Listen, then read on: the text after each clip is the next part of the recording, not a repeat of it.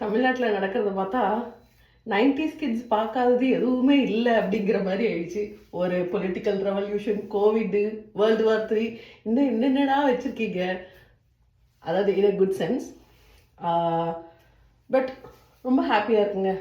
தளபதி விஜய் பார்க்கும்போது எனக்கு ஒன்று தோணுது, இது வந்து ஒரு நாளில் நினச்சி ஒரு நாளில் கிடைக்கிற வெற்றி இல்லை.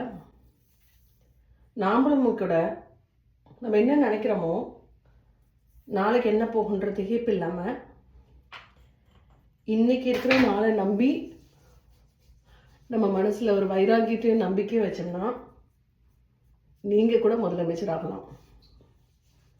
வானம் நம் கையில் தான் இருக்குது. என்ன சொல்கிறீங்க?